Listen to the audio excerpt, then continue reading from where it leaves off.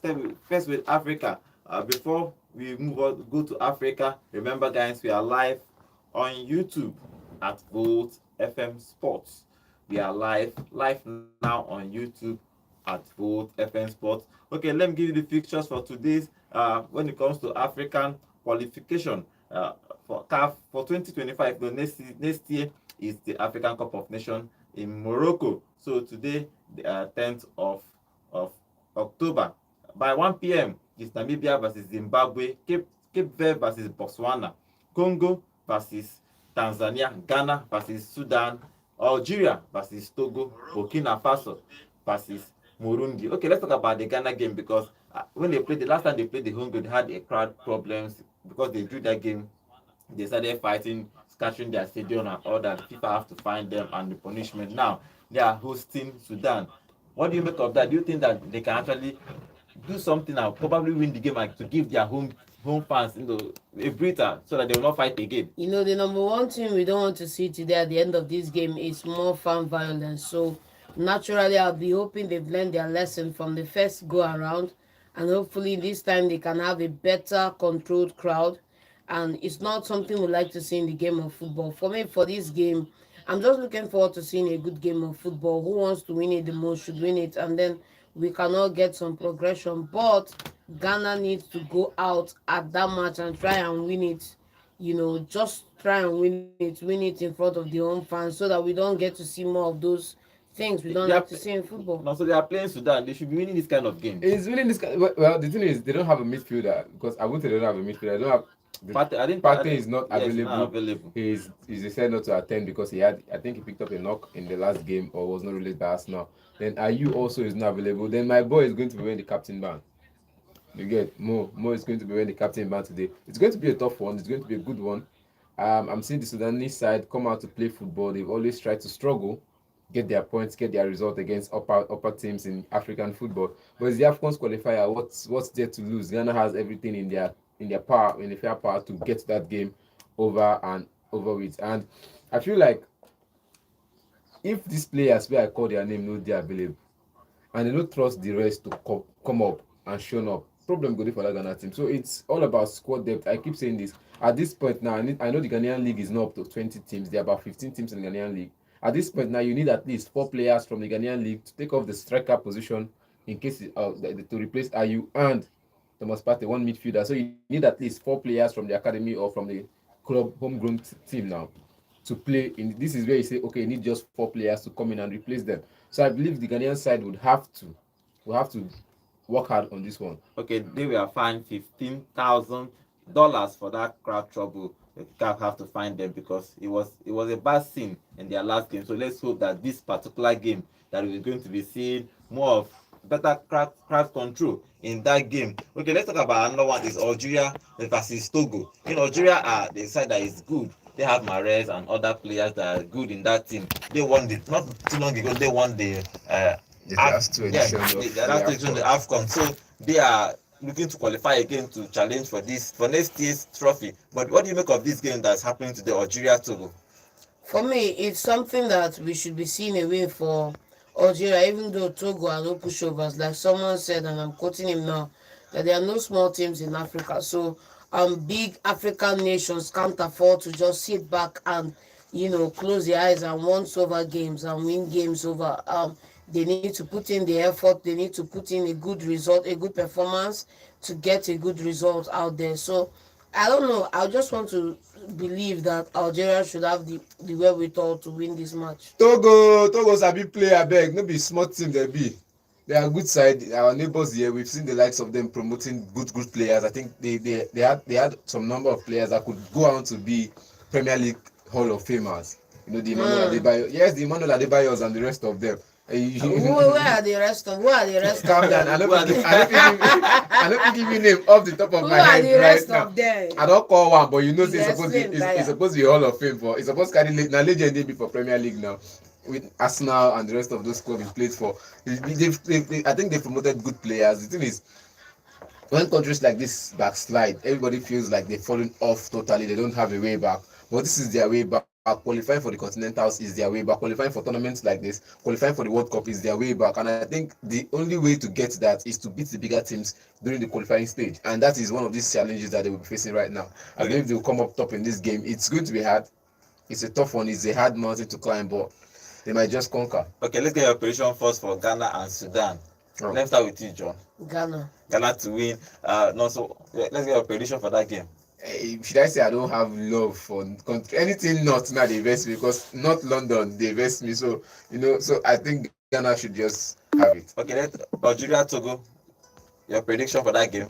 Algeria win or draw. Togo will be seeking a point from that game. Togo getting a draw. The other games as I mentioned is Namibia versus Zimbabwe, and Cape Town versus Botswana, Burkina Faso versus Burundi. Okay, let's move over to Europe. Remember, Nigeria is playing tomorrow. Nigeria is going to be playing tomorrow, and tomorrow we're going to talk about how they are preparing. Remember, yesterday we were talking about the chairman of NFF was saying that he's promising us that we are going to be winning the CAF next year. But let's see if that promise will come to pass. We're going to talk about Nigeria tomorrow. But today we'll stay with other African countries. And okay, let's move over to Europe, because in Europe the National League is starting. Okay, it's not starting, like it's continuing today. And we have interesting.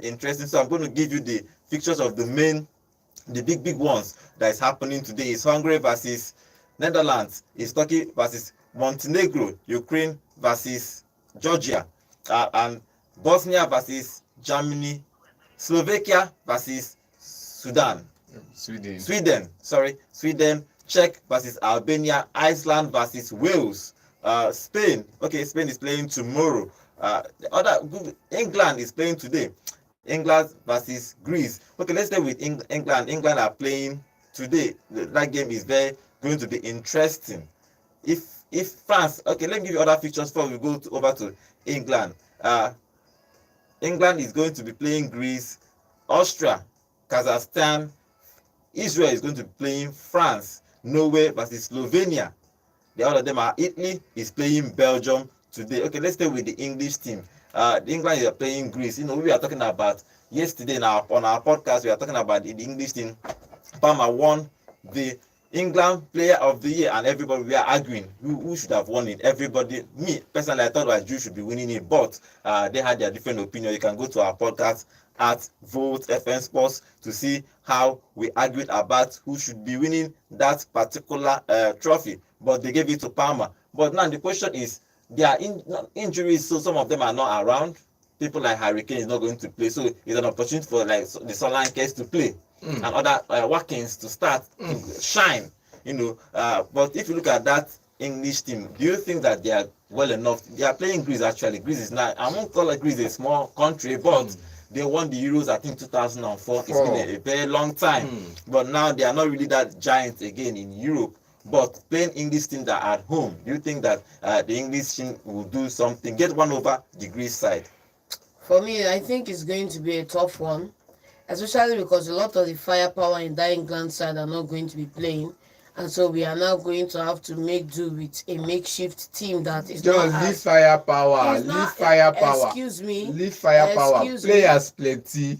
Excuse me. Team plenty. We are playing with a makeshift team that have not played together with themselves for a couple of months right now. So those players are going to have to bond. Those players are going to have to work together to get a result out of that match.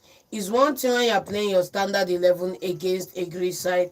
It's another thing when you have to now cobble an 11 together from people who have B team and A team and C team and put out a team against an opponent like Greece. Now I can bet you that the Greece firepower, everybody is coming into this match and they are going to be playing this match as if this is a tournament. John, so they are coming in with that intensity. John, one thing you forget is everybody on the English team sheet starts for their club. Everybody. Until they start for the national team and everybody starts for their club. Everybody plays good football. The likes of this person coming into the side back, Angel Gomez from Lille, he's one of their star player in Lille. The likes of what's it called, Jack Grealish coming back. He was in the team before. Now he's back in this team again after leaving for some time. The like of many other players that are coming back into that side, they've been on that team sheet before. So it's not about who is the firepower. Harry Kane is not there during the training or during the just concluded Euros 2024. We saw an Ivan Toney who was performing wonders. We saw an Oli Watkins, and he's going to be. These people are going to be starting the line. So it's all about who is starting for England, who is playing for England. It's not about where would they get the other 17s to come and play that game. I know Cassie is trying to put up a team that would manage themselves. He's not the head coach yet, he's just interim manager, but he needs to put up a team that would fight, and he knows that whenever I give you an opportunity, you need to fight to tell me that you're better than the person that just left that position. That is one thing about the shirt. You're starting every time does not guarantee that there's nobody better than you. On the sidelines, there are 10 people better than the person starting on the sidelines. Is the only thing is, if they give the person opportunity, will he be able to show for it? Will you be able to fight for that opportunity? That's the only question you should be asking right now. People better than Harry Kane right now? Right now? Yes. There's an Oli Watkins. He's better than Harry Kane. Right now. In burying chances. Wow. See, understand the context. Understand the context. In burying chances, Oli Watkins is better. Wow. How many has he scored this season? How many has he scored this season, man? He's better than Harry Kane. Definitely his numbers should be hilarious right now. How many has he scored? I bet you Palmer has scored more goals than him this season. Go check it out. I think as a striker. How many has he scored this season? Crying out loud, man. You can't just come in here and be faffing this fact that there are 10 people better than anybody playing in that position.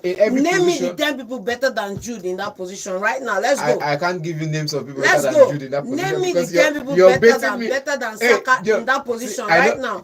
I know where you're betting. Name me the 10 people better than Declan Rice in his position right now. If I were in the English team, name me the 10 people better than the centre house of England side right now, and the 10 people better than the goalkeeping side right now. Let's go. Players are playing, like I said. Let's go. It's not a fight, John. I'm just telling you, in every position there are people better than the person you starting. Just can't come in here and be telling me there are 10 people better than Harry Kane. Come on, man, don't get me triggered. Harry Kane, if you want goals, and you don't want it, you're always one saying you need your striker to camp. You need a striker to camp, not drop him. Harry Kane will drop deep and create the chances. Bro, the question isn't his ability. I'm just saying you need goals. I'm just saying. Hey, John. The question is you coming in here and saying there are 10 people right now better than him in that team. It was a figure of speech. Let's go. You don't take my word for word. It was a figure of speech. And I know there are people better than Harry Kane in that side that has not been given the opportunity. Let's go. If you give them what are their stats this season? Where are they playing? What are their stats? How many goals have they scored so far this season? Let's go. You're the one that sings praises of Oli Watkins, telling the coach why he should start ahead of Harry Kane. In the last Euros, you're the one that was saying Tony should be starting ahead of Harry Kane. Now I'm telling you that these players, in terms of scoring goals, their numbers are up there. Now I'm calling their names in support of what you said about 3 months ago. You're not supporting me, man. I'm just saying you got it wrong is when you start coming in with this a figure of speech. For crying out loud, you come in here and you tell me Angel Gomez for crying out loud, man, and they count me to the pot for more they raise away their counter and they want me. Who be Angel Gomez for English setup? Who will be to lace the boot of a couple of players like Declan Rice? Who will be to lace Declan Rice? He's a midfielder. Look at his numbers. To play against John, contemporaries like I said, in that side. Look at his numbers. Please, look at his numbers for Lille last season. Then you know who he is. Which numbers from Lille? Okay, if you look at that. What was Lacazette's numbers in Ligue 1 before he came to the Premier League? How markets?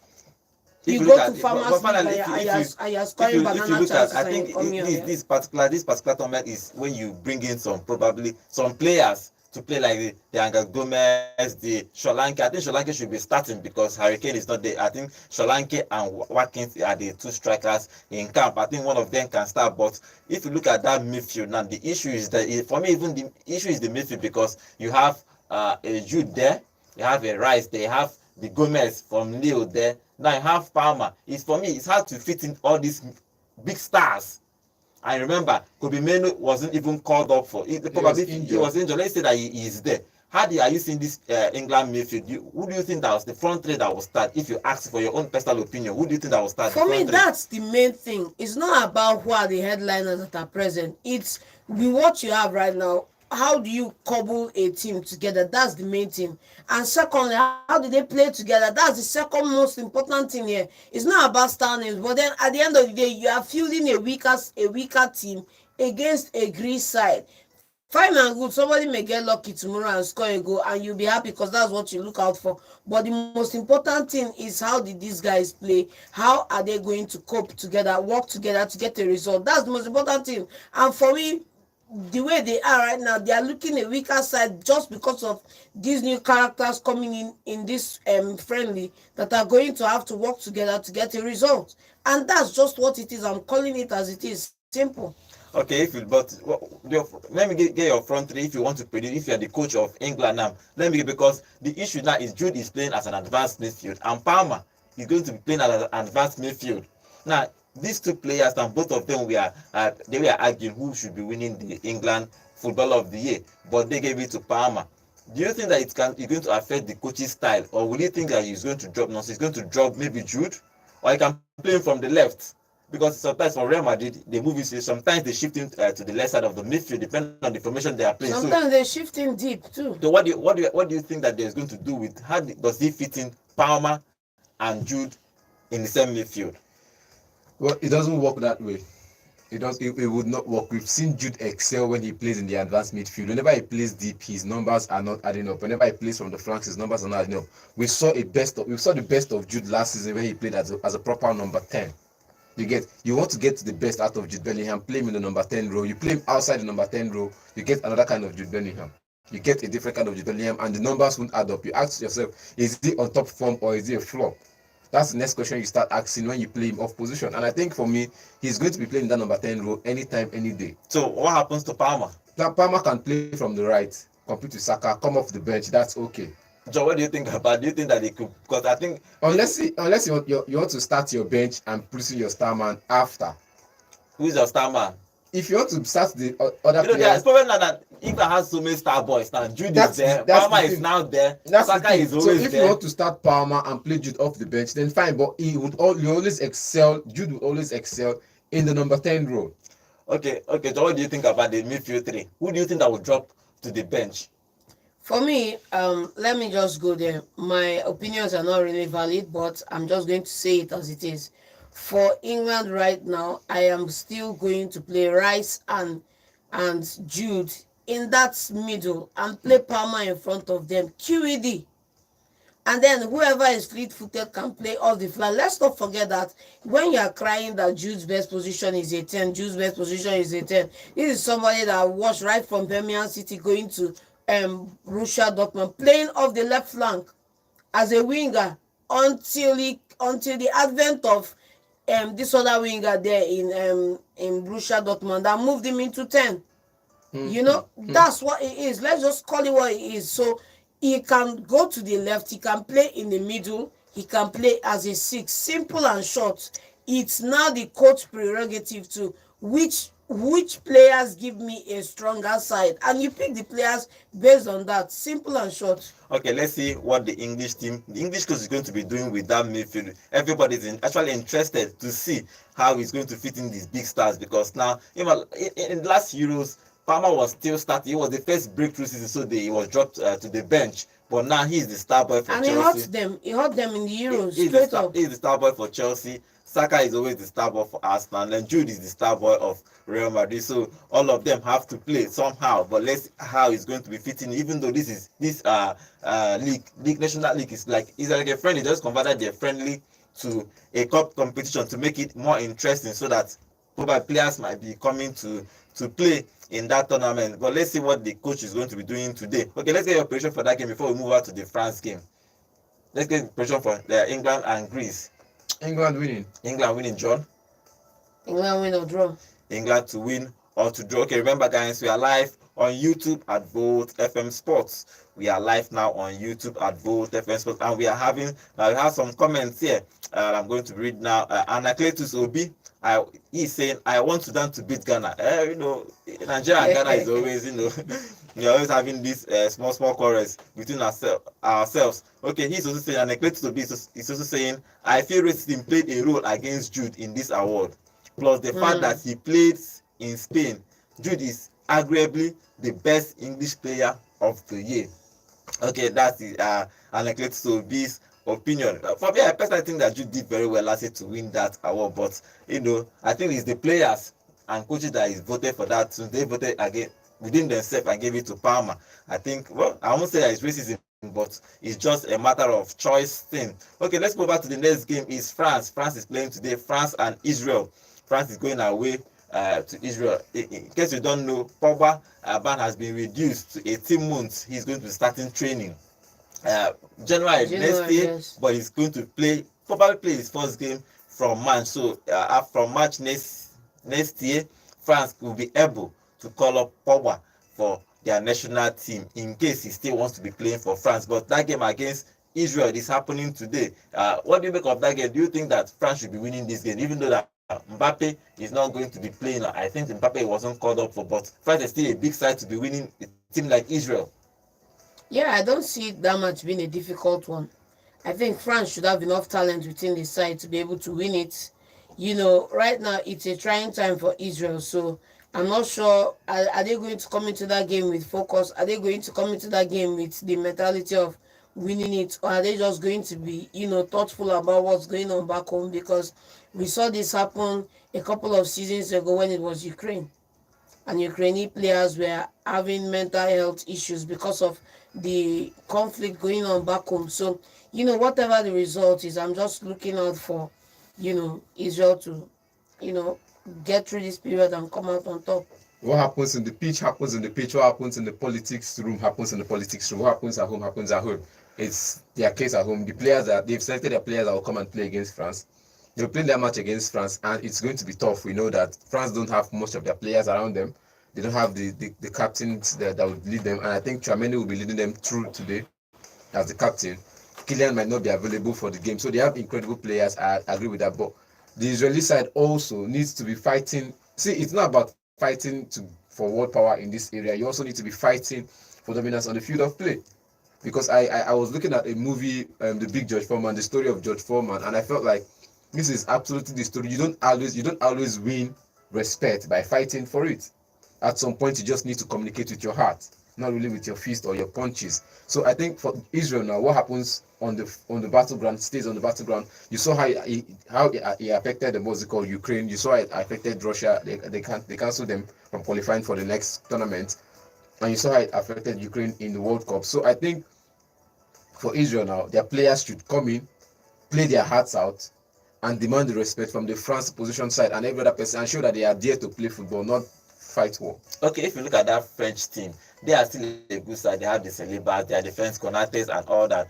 Do you think that they can keep this Israel side from scoring, probably get a clean sheet and score multiple goals in this game? I see multiple goals in this game. I think it should be an interesting game to watch, because for me, Israel is not really that big of a team or big of a country. But if you look at the players playing there, they are not really the big stars. But if you look at France, every of their players are international. So are we expecting to see a whole lot of game, even though Mbappe might not be playing? Not be international, they score or big names. So let's just see. I wouldn't put it past Israel to score a goal, but I know that France have the firepower to be able to score more too. Okay, let's get operation for that game, France and Israel. Let's start with you, Nosu. It's a draw. John? Same here. It's a draw for France. Oh, that's going to be interesting. So let's see what France is going to be in today. Then the big one today is Italy and Belgium. These two guys, Italy has started pushing weight, punching. I also say they are punching up now because they are a big side. Suddenly they dropped. They didn't qualify for the World Cup for about two in a row now. So it's sad for Italy, but now they are trying to build up their team again. They have a good coach now, Spalletti. He's building well. He won their game against France, so he's building well. But if you see that game against Belgium is another team that didn't fulfill their potential when they had all the big stars, the Lukaku, the De Bruyne, the Company, the Courtois, a whole lot of stars, but they couldn't fulfill their potential probably to win a major tournament. I think the highest they got is third position, but they're playing Belgium today. Why are you expecting in that game? Big clash of two giants. Yeah, I'm expecting a fireworks of football. This is actually homebrew versus pizza. If you catch my drift, this is the Belgian guys versus the Italian mozzarella. And I think that this game, if we are going to possibly see Italy come out on top, because I don't see how Belgium are going to break down that Italian midfield and defense. So I'm going to give midfield and defense. And who even did this Belgium side again, even safe to be playing? For this game now, there is no Kelvin. He's not available. There is no Courtois. He said he will not play for the coach until he retires. He's still angry that the coach dropped him for the Euros. Now, there are no top players for the Belgium side, but they are still credible midfielders. Onana might not be available. I think he picked up a knock 2 games ago for, for Aston Villa, so he's not available. So we have intelligent players. Telemans will be available. Some other players will be there. Jeremiah will be there in attack. I think they have the firepower to still stop Italy from scoring goals. That's Jeremiah. Come on. If we have important players to stop the Italian side from scoring their goals in defense, their defense is still as complete as it is. Okay, there's no other person taking up from defense line. Then the midfield, there's where we have a problem. The attack is still as good as it is. Up and down. I think they should move Trossard to the midfield for me.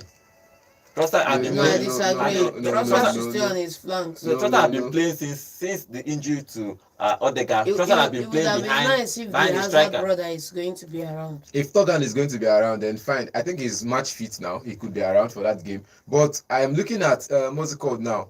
Jeremiah doing a wonderful flip. You know, I sometimes I say he just takes too much time dribbling. That's Jeremiah Doku. He takes too much time dribbling. Why don't he just send the pass forward? I think he should have a vision now. Right now, he should be working on his vision to send passes forward and see if he could get an assist for himself. Belgium would have to invite Lukaku back to the side. There's the Alpenda and the rest of them. So they'll have more attacking power. But the problem is in the midfield. It's not as solid as it is with Kelvin.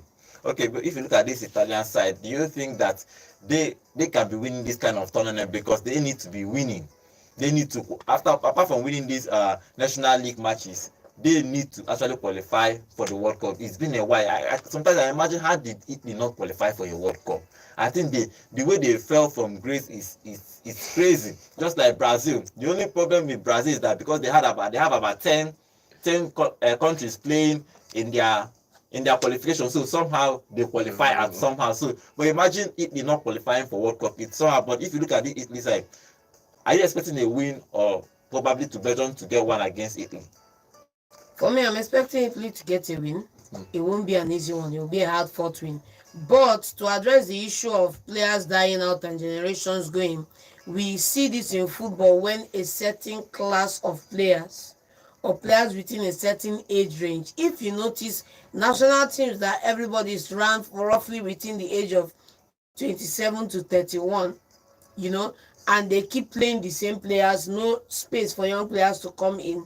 They are setting themselves up for this thing to happen to them. So there should always be a fine mixture. While we have the big names, while we have the big stars, when we get opportunities for some of these friendlies, there should always be a mixture of youth and these star players, so that you see a team before one generation passes on, they transfer that technology to the next generation. Which technology? I think it's sometimes what I think about this generational thing is sometimes it's luck. Do you understand? At some point, Brazil had all the players, technical players playing in one generation. Suddenly, those generation faded away. Now you have players that are just pace, no skills. But then it was skills, dribbles. And if you look at this Italian side that won the World Cup in 2006, they had good players. So all of them came in one generation, and suddenly all of them disappeared. And the next generation is struggling. So it's sometimes if you think about it, it's crazy. It's crazy, but I still believe that there are some fundamentals. If you talk to Messi, if you listen to Messi talk, you hear him talk about some basic fundamentals. If you listen to Xavi and Iniesta talk, there are some basic fundamentals, some hidden numbers that they see that most people don't see. And by the time you get the young generation around some of these players, they learn a thing or two and they add to their game. So that's just it. Okay, now so let me get your prediction for that game for Italy and Belgium. The person I'm looking at for that Italian side now is Tonali, and the people I'm looking at, Tonali and Di Marco. I fear those players. Okay, let's see your prediction. But it's still going to be a 2-2 draw between the both sides. John? Italy all the way.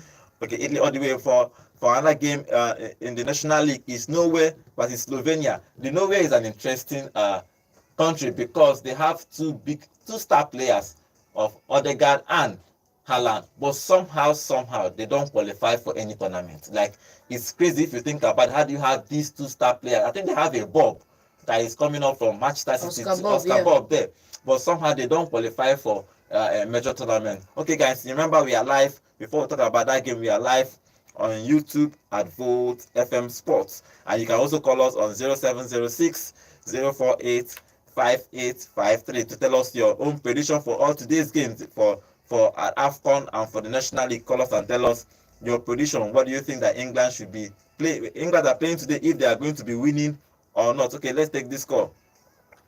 Hello, good morning. Hello. Yeah, good morning. Good morning. Name and location, please.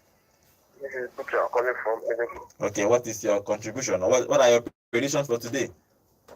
Contribution. Okay. I want to talk about the fact that someone in the studio said Ole Watkins is a better finisher than Harry Kane. It's not possible. Like, that's a big lie. You can't compare someone that have been playing, that have been a great footballer all his life, and someone that just had a great season. You know, because he had a great season, you can also say he's a better finisher than Harry Kane. So he's saying that if he had a team right now, he will pick Ole Watkins over Harry Kane. No one in his right sense will pick Ole Watkins over Harry Kane anytime, any day.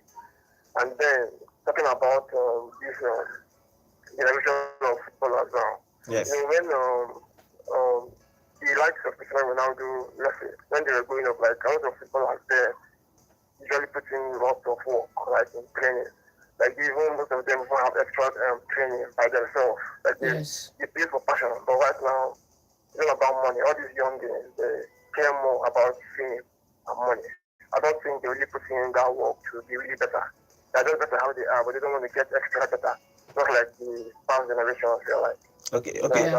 All right, thank you very much. So he's saying that the problem is the work that this generation is not. I think this generation actually works. It's just that I think the problem with this generation is they change the way. Then the coach will tell you, go to the field and have fun.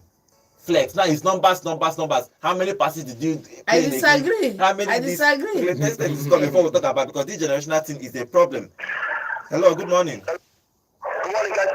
Good morning. Good morning. Name and location, please. Yeah, my name is Tudu from Enugu. Please, move away from your radio set, please. Yeah, let me talk about the England squad. If the midfield I would choose, if I'm the coach of England. Okay. You say that Jude Bellingham, Palmer, and Saka, which of them that we play as an attacking midfielder? Midfielder. If we will start from the attacking midfield, you put Palmer on the number 10 room. Put Jude Bellingham and in the left and the right. That will make me more solid and I'm more attacking minded. Okay. And for the striking role, this Arcade is no longer there. They might be either Oluwakin or Solanke. Or Solanke. Any of those two that will be able to give so many numbers in that striking position. Like Solanke now is doing well in Tottenham. Yeah. Oluwakin doing well in Aston Villa. But you see that how many goals that Oluwakin has scored in this season. That is max. This is Solanke has scored goals. But his goals is not much like that. What if he put them play? Maybe the coach might put the two of them in the match. Okay. I think that the coach put one in the bench, or they put one in start. Okay. Thank you much, guys. Thank you very much. Thank you much. 0706 048 5853. Call us and tell us the prediction for today's game. Today's game is happening in everywhere, in the CAF, in AFCON, in the National League. Everybody is playing today. Hello, good morning. Good morning. Name and location, please. Sorry, I cannot hear you. Can you speak up, please? Okay. Okay. What are your contributions or your predictions for today? Oh, Palmer will score today. Okay. Palmer, the England match. Okay. Then Belgium match. Belgium. Have they played today? They are playing today, yes, and Italy. Then Belgium will win the match. Belgium will win the match. Okay. After that, they don't talk about the city about that. Who is that? Ten Hag. Okay, Ten Hag. No, Ten Hag. He's still there. He never go anywhere. Okay, until I play them first, before they go sack him. All right, thank you very much. Okay, we are talking about the Norway game because the Norway team they are a big. I won't call them a big side, but they are a team that should be qualifying, because if you see Haaland not playing in any major tournament till now, it's somehow the two Euros he played for, they didn't qualify. The World Cup qualification, they don't qualify. So what is wrong with this team? Do you think that they have enough talent to be qualifying for the something like probably Euros? Let's leave the World Cup, because World Cup might be far-fetched, but the Euros, they should be qualifying for a tournament like the Euros. You know, for me, when we talk about the Norway team, I think there are one or two conundrums with the team. One is either we have a scenario where we have just two elite players and bang average players playing alongside them, of which we are going to see a scenario where the two star players are trying to compensate for other players' deficiencies, and then their performances drop and are not optimal. Or we have a recruitment problem where we have a hard time getting a quality talent into the national side and then playing with the right strategy and mentality to win games. It's either one of these two, because you can't tell me that you have somebody that is as potent as Haaland up front, and you have an Odegaard who was a sensational world-class player since 15 at Real Madrid, moving to Real Madrid in Molde, going up the ranks, moving across Europe, and you have these two players in that side, and then you have an up-and-coming Oscar Bob in the side, and you tell me that you can't get a side in this Norway side to qualify for Euros. Is criminal, because these two players deserve to play on the biggest stages. Especially Haaland. Yes. Especially Haaland. I cannot. Well, last Euros, as that for this season, they talk about Norway. The top players they call striker. If defense no good, I want to take win match. Okay, let's take the call before, because this Norway country is giving us headache. Hello, good morning. Hello, good morning. Good morning. Name and location, please. Yeah, Roland from New York. Okay, Roland, what is your predictions for today's games? Okay, first and foremost, I will say that I want to predict about the match between Belgium and Italy. Okay, all right. Italy will be lucky to have a draw in that match. Okay. Oh, wow. But yes, the Italian side we have now is not what we used to. Before now, you can beat your teams that Italy would go over Belgium anytime, but it's no longer like that now. Understand? So the best they can get from Belgium is a draw. It is either Belgium win or draw. Okay. Well, then on the side of the England, then I believe England can beat Greece. Greece can no match to the English side anytime, any day. Unless maybe I don't see this European nation leaders something they take serious. But if it's that way, England, Greece have no business with England. They are no match to the English side. Yes. But see at it is the English will still have the day. They still have the better of the Greece side. Okay. So that is it. But about Haaland, I think we should concentrate on winning trophies with Manchester City. Because for the countryside, I don't see them qualifying for even Europe or anything. That's what we are saying.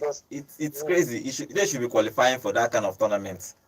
Because a trick cannot make the forest, as you know now. Because Haaland Odegaard is not enough for Norway to beat any bigger team. Understand? All right. You don't have those players around him as he does with Man City and Arsenal, respectively. So I think they should concentrate more in winning club trophies rather than thinking of qualifying as a nation. All right. Thank you very much. You're welcome. But if you see some countries like from Wales, Yes, that's the thing. Yes. What are you saying for the World Cup and the Euros? I was saying, when you have attack, you don't have defense. It becomes a problem. I understand. When the Norwegian teams qualify for continentals, where do they finish? Let them qualify first. Wait, now it's not about the Norway. Like if their teams qualify for Champions League, Europa League, where do they finish? Then they finish for group stage. You get their players don't travel much. We have some of their players playing. Few of the players playing in the Premier League. Some playing in the Championship. Some playing in German League. We have players traveling to other places. But when the scouting team comes, You don't see the best of the players. You just select from politics. It happened. I think it happened in Peru once upon a time. It happened in some other countries in South America where Emiliano Buendia, they had to tell him to pay to feature in his country, and his mom had to go to court to fight that, and they appealed it, and that was when they qualified for the Copa America for the first time because he was on the side, because they've been selecting players politically. Now we are saying this. Now I know where they are doing politics. We are saying this because it affects Africa and South America. Wait, we are saying this because it affects Africa and South America. What if it affects the recruitment in some of the clubs or some of the football teams in Europe? What I'm saying is that understand now. When they were selecting Bill, before then they had a Ryan Giggs who did not feature much for the Wales national team. They don't qualify, so he decided not to be the national team. When Ryan Giggs was the coach, he had a way of selecting players. If you understand, there was the player he selected that people didn't talk about much, Daniel James. Now you have Daniel James running at you from the left, you have Wales running at you from the right. These are the fastest players in football history. Some of the fastest players, arguably the fastest players in football history. They are paces. Now, when these two players are running at you, and they have defenders that could send long passes, and defend, they do their work. Once they send long ball, Bale, they pursue from the right, then James, they pursue from the left. You as a defender, you don't get hope. You don't fit pursue, you don't fit catch up. But I think that two players, Odegaard and Haaland, see, the thing is, win the game. Wait, now you have Odegaard and Haaland. They want to play tiki-taka. For a Norway side that don't have the pace.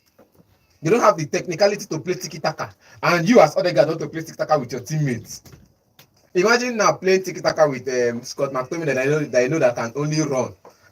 You want to play tiki-taka with Scott McTominay, Bill Gilmore, and Robertson of Liverpool. These are the three players you have in your midfield that you want to play tiki-taka. How will you work? You play to their strengths. Don't play style. Don't play the style that you think everybody plays. It works for everywhere. Tiki-taka can work for Arsenal to some extent. Tiki-taka can work in Barcelona. Tiki-taka can work in some places, but not in the Norway side. But that's the style of play. It's a coach problem actually, not necessarily a player. It's a recruitment and player problem, because when I recruit players that could play long balls, I need players to be crossing the ball into the box for Haaland. But they are trying to build from the back. You can't be building from the back when your players don't have the ability to build from the back. Like I said, every coach tactics, every coach tactics comes to the floor. Pep Guardiola knows the floor waiting for his tactics. You get, every coaching tactics comes to the floor. The first thing you have to deal with is the floor that comes to that tactic. When you deal with that floor, then you now enter into games and play with the other teams to the strength of your players and to the weaknesses of the opposition team you're playing against. But Norway does not know how to do that yet. So they should change their coach then, John. They should change their coach. They should change their coach. If the coach is the problem, let them change him. I remember some time ago, I was complaining about Steve Clark playing Scott McTominay as a centre half. I said it on the show. I think that was last year. Earlier this season. I said it on this show before the Euros. I said it many times, even before now. Steve Clark, select your starting 11. Scotty, this guy from Southampton, and some other players will sit in defense, 3-man defense. Robertson will play on the left flank up front. So I was always playing the 5 defenders with Scotty in between. Then in midfield, you have a John McGinn and and Billy Gilmore and some other players from Scottish League. Then in front, up front, you have a McBurney, just one McBurney. You don't get results by playing like that. Now, Bill Gilmore is a workhorse. He can move forward and create chances. He's a creative workhorse. McGinn is a creative workhorse. Scott McTominay is a creative workhorse, though not as creative as the rest of the two of them. He's a workhorse. No, see, he's a workhorse. He's a workhorse, I agree. Creative workhorse. You have 2 creative workhorse and 1 workhorse. I rephrase. And 1 workhorse. Now, that your third workhorse should not be in the defense line. He should be in the midfield with the other workhorses. Why? It allows this other creative workhorse to roam further a bit. The likes of John McGinn to roam further. That's what happens in Scotland's side. Now, he worked for Steve Clark to some extent because they ended up qualifying for the Euros. He worked for him in that extent. As a coach in Norway side, you have a tiki-taka kind of player. You have a hold-up player. Haaland can be a hold-up player, can take shots from 30 years out. He has every quality as a hold-up player and a good striker. You have him up front. What you need right now is your flanks to be able to supply. Put them, at this point, I won't select a flank that can play tiki-taka with my midfield. Man, if you can play tiki-taka with my midfield, don't try it on the pitch. They should start be on the run, be on your toes, run defenders down, and cross the ball to Haaland. Always find Haaland or Odegaard, because these players can take shots from 30 yards out and score. But they don't do that. They still play tiki-taka with the Sander Borg and all of that, and they end up losing games. You see them play against a Greece side. I know Greece is a good team. You see them play against a Greece side, and they lose. You see Mold qualify for Europa League, and when you see where I judge national team is when I look at what the teams or the football clubs that come from that country play in the Champions League. That's how I judge national teams. Well, I can come to Nigeria and say that's why they have two good strikers. They have one that is playing for Atletico Madrid. Now, Sloth is playing for. No, that's what I'm saying. They have two good strikers. Like I said, Sander Borg. They have three good players there, or even 4 good players there in that team. They have Odegaard, they have Haaland, they have Sloth, they have attackers that even if your defense are not doing well, they score goals now. Let's say Odegaard might not be available now because of his injuries. He might not be available now. So Sander Borg, that will be a defensive midfielder, will now go forward to be a creative mind in that game. Then you have other creative minds on the bench. You have the guy that is from Man City that might come and take that position. When you look at this whole scenario with Norway, I think maybe a couple of years ago they didn't have the team, but slowly but surely they are gathering the players they need. When they didn't have the team, they were qualifying for Euros. That's the point. Now they have the team, they are not qualifying again. I think it's a coach problem. Granted. Okay, let's get a prediction for that game, for that Norway game. Let's get a prediction. Let's see Haaland to score. Because that's the only bet we say one shot with that now. Because anytime we call Haaland, he no go score today game. Haaland will score. He no go score. He will score. Okay. Remember, guys, we are live on YouTube at Volt FM Sports. We are live every day, Monday to Saturday on YouTube at Volt FM Sports. When you go there, drop your comments. I will be reading your comments live here in the studio and have some comments here. And like Let's be say, I wish Greece can take England unaware and win. Welcome, Charles Gilenzo, to the show. Okay, do you think that can be possible to Greece to surprise England today? It's possible. Nothing is impossible, though. As far as it's 11 against 11, nothing is impossible. Nothing. Okay, let's move on to the South America. Good players play for the Greece national team, so nothing is impossible. I kind of agree with him to some extent there, but it's still England now. He said unawares, though. So it's not necessary that they will come out and win. I agree with him to some extent there, but it's still England, though. The Carson has built a team that can shut down any of the attack or any of the scares that they might be facing. If you let's move on to the South America World Cup qualification. They are playing today 9 p.m. I'll give you the fixtures. It's Bolivia versus Colombia, Ecuador versus Paraguay, Venezuela by 10 p.m.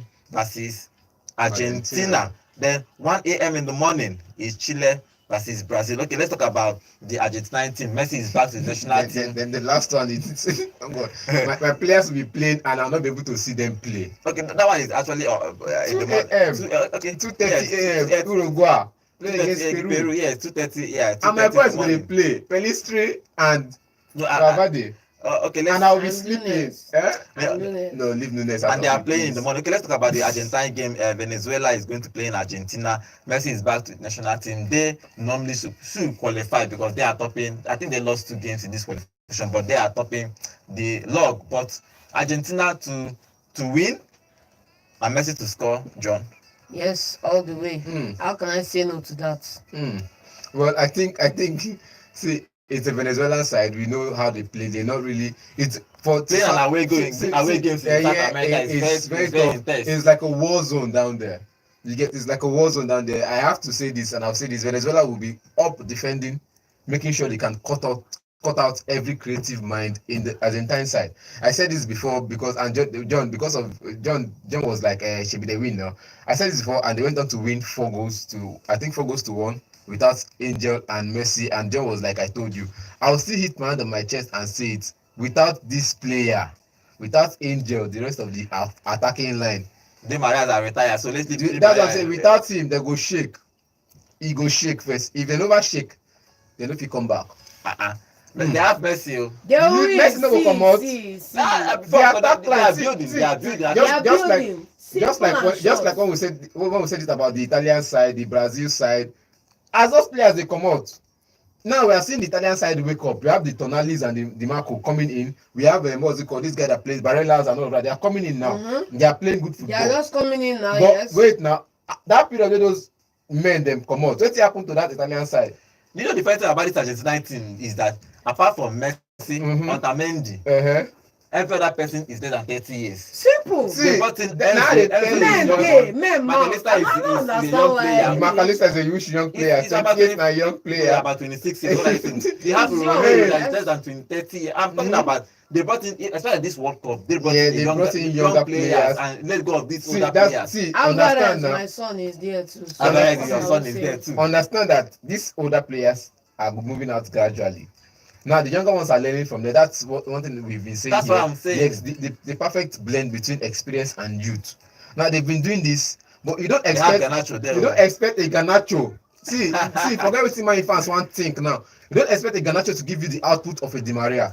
Normally, but You don't In expect. time, Wait, he will. John. In time, John, you don't he expect. will. You don't expect. In time, he You don't will. in time. Nothing you want tell me. In time. That time now. Now we go see face now. It's not about You that time because right here, right now, in You this don't season, expect- you he's don't been expect- performing for Argentina. You don't too. expect. You don't expect. Alvarez. Alvarez be named now. That your son. You don't expect it to give you the Con Aguero vibe.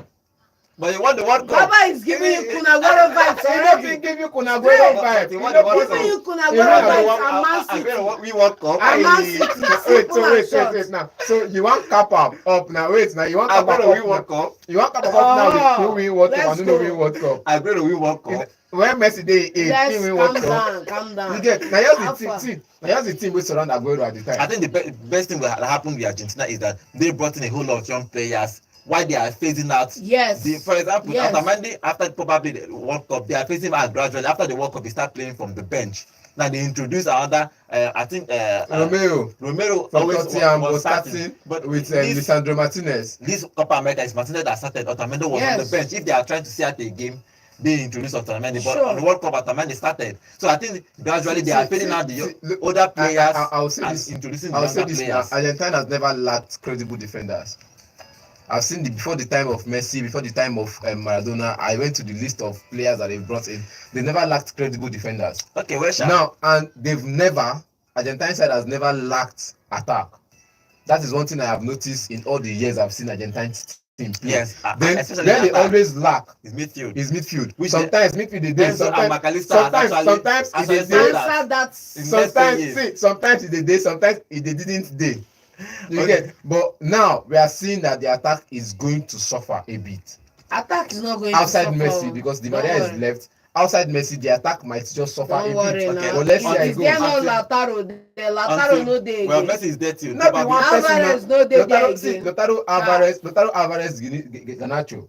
Yes. Well, That's until- front three. until Messi One leaves person go play there. from the right, one person go play from the left. Two go play from the right, two go play from the left. When Messi leaves, we have to understand. Probably after the World Cup, he's going to play the World Cup. It's obvious he's going to be playing the next World Cup. Probably after the World Cup, they If you can no decide. play 2026 still He go far. play, He don't go play. worry. He go play. If you don't retire now, he go still play. But let's see what happens in that game. Let's get a prediction for that game quickly. Venezuela and Argentina. Argentina winning it. Argentina win and also, No, so I don't know. you don't know. I don't know. Okay, let's talk about Brazil and Chile. Brazil, we talked about Brazil falling off from grace. What's happened to Brazil? Nobody could expect it. If you tell somebody last 10 years or 15 years that Brazil will be in this situation today, nobody could have believed it because then they had a whole lot of players like Kaká that's not even playing. Juninho from Lyon wasn't even playing. A whole lot of players. Rubio dey bench. Everybody At dey some bench. point, Like, at some point. players that by now they will be playing full 90 minutes for Brazil. They are even Have you bench seen them. where they put up a list of that Ballon d'Or and the starting 11 for Brazil?